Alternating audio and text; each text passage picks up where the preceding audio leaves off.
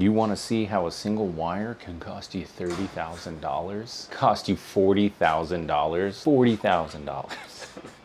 Little science experiment here. You got two wires. This one, brand new, just took it from our wiring cart. This one is the signal wire from the Ford GT that we've been working on. Now this took us a lot of time to figure out, but check this out. I'm just gonna clamp it to the leads of my multimeter here. And the reason I'm clamping here is so that my movement or the resistance of my hands or anything doesn't change. So you can sit here and watch this thing. It will just dance constantly. And we just, I don't know, how long did we watch it for? A couple minutes. It will drop as low as, 1.0, 0.7, and then it goes as high as 5. So it's constantly changing, it's constantly moving. And if you look, this is what's called copper creep. So there's corrosion all inside of this. No matter how far back you strip this, there is that green copper corrosion, and this is on the signal wire. And so this is why we have not been able to get the gauge to read consistently. The ECU is picking up proper fuel level. It's accurate. The sender is sending the accurate signal, but the gauge control module gets an unbuffered signal straight from the gauge, and it does not buffer it. It doesn't average it out. It's basically just giving raw output straight to the gauge. That's why when it starts getting signals that are outside of the resistance range, it drops off. And so as you can see here, same length of wire, same gauge wire, different resistance, and the amount that it moves is only about 0.1 every time. This thing, when we watched it for a while, it was jumping like a full couple ohms, and it just never stops moving for some reason. And it's like goes super high and then it'll go super low, super high, super low. It'll settle in one area for a while and then it will drop. And that is because the corrosion in here is changing the resistance of the wire, and that is what the gauge or the gauge control module is not appreciating, and why this customer has had an intermittent fuel gauge for 15 years now. That's what he told us. The dealership has exhausted a ton of effort trying to get this fixed. Basically, since this car has been under warranty, it's a 2005 Ford GT. This vehicle was under warranty when this thing started happening, and they just could not figure it out. And then eventually the warranty period ended, and I guess they said, get bent. Like, you're done, you got to start paying for it. And then they were telling him craziness, like you got to take the whole front end off of the car or something like that, and like that would involve some repaint and stuff. And so he was just like, yeah, I'm not going down that route. So this took a lot of time. We had to get tools out of the toolbox that I have not touched. I have not touched my Picoscope probably 5 or 6 years. So we had to get the Picoscope out, start measuring the signal and actually watching the waveform that is coming out of it. And then we had to put a probe on it that would give us a live feed of the resistance, and the resistance was super inconsistent coming out of that wire. And we just so happened to break the wire, luckily. And then we were like, okay, well, let's solder it back, repair it real quick. And I stripped it back, and that's when I saw all of the green stuff in here. It was gnarly. See the green? Like that Statue of Liberty type green, that corrosion. That's it there. The entire length of wire. This was one end, this was the other. Had to order a new connector, and we're gonna have to rewire the fuel tank sending unit and pump sender assembly. I think that's it. You don't just go straight from gauge isn't working, let me start checking the integrity of the wires. First, you check all of the systems, right? And so it's basically just kept working down, down, down, down until the wiring's got to be bad. Kind of manipulated the wire, it snapped, and we're like, okay, well, there it was. We had a weak solder joint, right? Let's resolder it, strip it back, and we're like, oh no, this is copper creep. This is something I've never actually found in Diag. I've only ever heard of. And that's it. And that's ethanol in your fuel system causing that. Mic check 1, 2. We've been having issues with fuel gauge on this thing. Apparently it's been messed up for the past 15 years, so that's why it came into the shop here. Bunch of rust and corrosion inside the tank. Clean everything out. Had to do a couple modifications because parts are unobtainium or don't even exist anymore on this thing, so we've had to make parts for it to get it up and running again. All brand new injectors in it, 2 new fuel pumps. I developed an internal leak inside the tank because everything's just so messed up and corroded. So what I had to do is put a regulator on, one of our regulators, feed it into the top hat here, make a bulkhead fitting so make it a return style system. It's a returnless system on this, but I made it a return. The other day, gas gauge is like very intermittent, in and out, in and out, in and out, and now it wouldn't even work. We started checking resistance on everything. We did bench test the sender before it went back in, and everything's working on it. But then you see right here, everything's super corroded. And on these wires too, this is your fuel gauge wires. So you got your ground signal in, and the other one broke off. Wires broke off the little sender there. Me and Brad started checking everything out, stripped back a couple of wires, and the corrosion goes all the way up into these pins here. Pins aren't in the greatest shape either. They're corroded as well. With that sender, all this corrosion here is added resistance, and it's either acting as open circuit, which is completely grounded out, or we get another code I can't remember offhand. We tried depinning this thing so we can clean all the pins off, but this little plastic blue housing in here is just so stuck in there, we just said screw it. So we got a new one. Everything matches up. It has 2 extra wires on it, so that's what I'm doing right now, is trying to get everything wired up. And then hopefully this gas gauge will start working, because we checked the GCM, we checked everything. Everything is fine. It has new fuel pump modules. It has a new gas gauge in it. Only thing we have not changed is the GCM, and the GCM is roughly $6,200 to $7,000 just for the GCM, and then we have to get a program to the mileage on this thing. This is one last little Hail Mary and see what we can do. So crossing our fingers it works.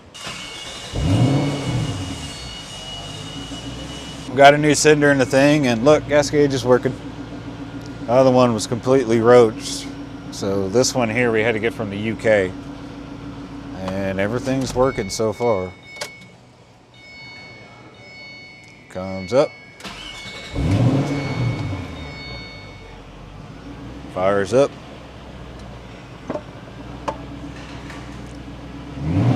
And we got fuel pressure now. It's a whole lot better than what it was before. It's just that much throttle I'm giving it. I'm giving it this much throttle, and it's On the go. yeah. Sitting too long.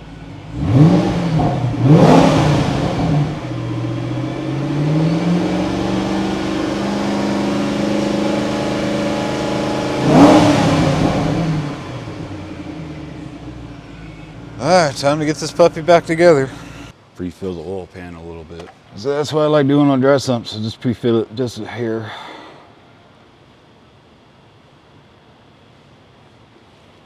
I like to pre-lube the O-ring here. Yeah.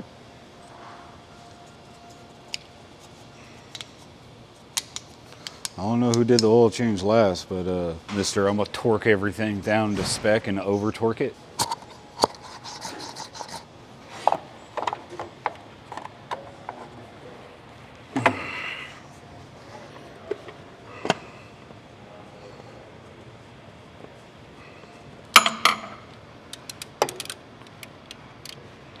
Quarter turn each turn.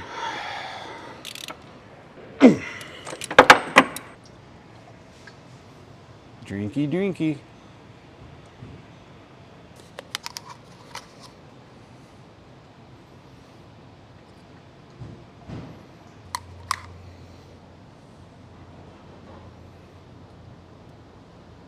Hook up the hood latch again because something decided to break this morning. Gas gauge is working now, thank God. We've went through so much trouble trying to diagnose everything and stuff. We did bench test on it. The old one came out good, but it was just so corroded. And we bench tested. Gauge has new fuel pump drivers, new fuel pumps, new gauge from Autometer, because they still make the factory gauge for this, and it's a better one than Ford's. So we got new driver modules, new fuel pressure sensor, and then on this tank we had to do a return style fuel system on it because the original tank here was just so corroded. You have a little box there with 2 fuel pumps, and everything runs through that box to circulate all the fuel run the fuel pumps. Well, there's an internal leak in there. So what we had to do was pretty much make our own fuel regulator, make our own lines, and then what I did is put a bulkhead fitting on the top hat itself, so we have one return line, and I routed it where it clears everything. It's not that much of a pain in the butt to get the top hat off, because you really don't have to drop the tank on this, but the reason we dropped it was because it was just so corroded and full of junk and everything else. Flushed everything out and stuff, got it all back in, and the first time we fired it up, I guess an internal leak happened. We didn't jostle anything real hard. It was this old deteriorated 20-year-old car. So what we did, we just put this fuel pressure regulator on it, ran my return line into the top hat, have this set for 44 psi, so that way the sensor doesn't get all tripped out, because I did have it up at 60 and this thing ran like a scolded ass 8. Check engine light was coming on, so we just kicked it down a little bit. It's running a whole lot better. We ended up having to get a new fuel sender for the fuel gauge, and we got that from the UK, and it came over pretty quick. That was awesome. We were able to find it. And gas gauge is working now. It goes up to half a tank, clean everything up on the inside and stuff like that, and later on we'll be taking a test drive in it and see how she does. Cross your fingers. I hope. I want this baby to go home, because the owner's going to take it to a Ferrari car show. Kind of funny. We're trying to get it done, knocked out for him, so he can have his baby back. Hopefully everything goes good. Can't see anything out of this car, so the rear view mirror is all supercharger, which is awesome. But it's also not very functional. Let's check the AC in here. What do you say? I had to fix these knobs. These knobs had come loose.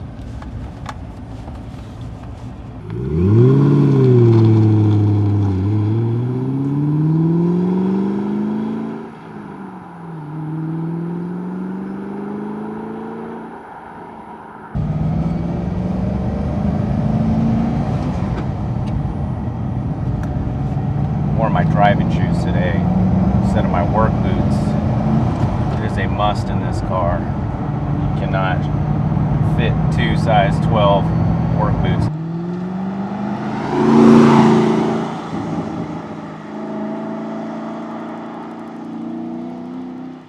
...2005 Ford GT. You guys watch the channel. It's been with us for a few months. Not a particularly complex repair. Not really even a ton of hours into this thing. But the parts are very rare. They're hard to find. And they're very expensive. So you can't just parts bomb this thing.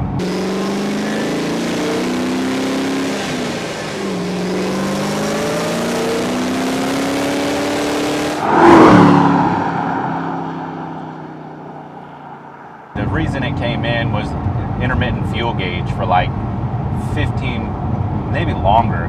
He said that when it was under warranty, he was taking it to the dealer trying to get them to fix it, and they would just clear the code and send him on his way.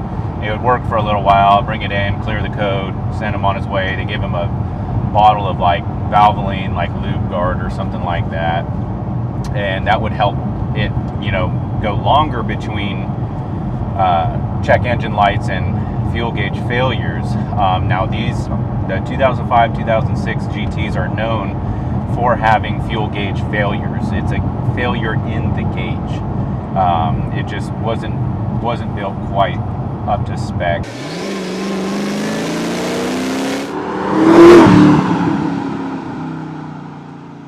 Autometer makes an aftermarket one that matches identical, so that was a nice help, but it's not listed on their website, and I had to call them a couple of times, and it took getting the right guy on the phone who knew that product existed to get it to happen.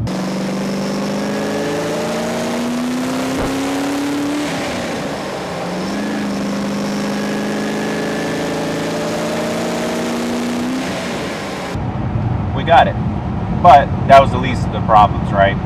Ton of corrosion in the fuel system that probably could have been remedied a long time ago. I've never seen a plastic fuel cell with that much corrosion in it. Everything that was metal in there, fuel pumps, fuel pressure regulator. There's multiple sensor grounds in there, so those sensor grounds are providing some level of feedback to the gauge control module, the fuel pump driver module.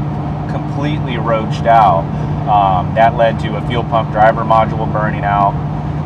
The fuel pumps were destroyed. The fuel pressure regulator was destroyed. The fuel level sender, which is this little like aircraft style, it's an aircraft part. It's a little capacitive resistor that's measuring the resistance of the fuel in the tank around it. So it has 0 moving parts. We had to replace that. Super hard to find. We attempted to repair it. Fuel pump driver modules had to get replaced. The gauge control module, so there was what's called copper creep. The copper wiring was just full.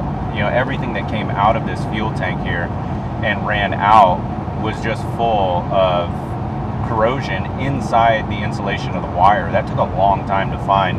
Luckily, we found it. And we found that because we were getting really weird readings from our oscilloscope and just doing, you know, measuring resistance across wires. We were getting really high resistance ranges, and they would be different, and sometimes things would work, sometimes they wouldn't. And finally, we got lucky, stripped it back, found it, boom. Rewired the whole shebang in here, new bulkhead plug, all new wires inside the fuel, and a couple of them coming out. Got that all worked out. Gauge works now. Now we just got to put enough miles on it to where we can watch it drop and check it with our scan tool and make sure that the gauge matches up with the PCM. And then also we need to make sure the codes are gone and stay gone. So just going to take it out for a little bit of cruise. Big brother is always watching in this car. Got the State Farm module here, so we can't be ripping it too much. Really proud of the level of work that we did on this thing. I mean, it really pushed us. I mean, I got tools out that I haven't touched in 5 years, no joke. Can't really get a lot of great wiring diagrams or anything for it, so we kind of had to scratch build a lot of the information in our heads and on paper. We managed to save the customer a ton of money because the dealership was trying to disassemble this car completely in the front end to the rear end and basically parts bomb everything related to it. And generally the dealer's looking for 100% markup on these exotic cars at least. We were able to save them some good money with repairing rather than replacing, but it took a long time because it took us a long time to learn all of the systems and categorize all of the signal, or characterize all the signals that were coming in and out of stuff. Not the same level of information posted for this vehicle in ALLDATA or any of the other softwares and stuff like that. It just doesn't exist. There's only 4,000 of these made. Parts, information, all of that stuff is rare, but luckily the community around these things is pretty awesome. Guy out in Europe, he was a real big help via email. You know, he works on these GTs a lot, and he sold us a part that we needed. Fantastic guy. And then there's a guy up in Michigan who is like Ford's like head honcho when it comes to these things, and he was a huge help. Both of them had said, I've never heard of that issue before. I've never seen that issue like that. So there was definitely still making our own path here. Gotta get after it a little quick here.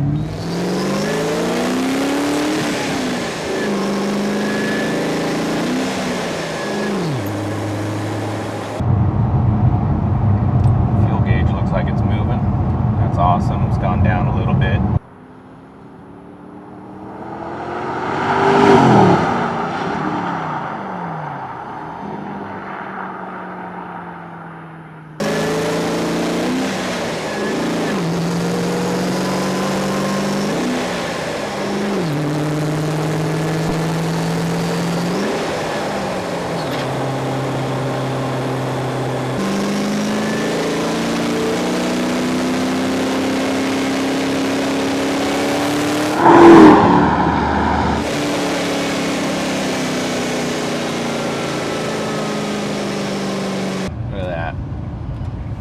Gauge working good now. That half tank earlier, put some miles on it, drops down a little.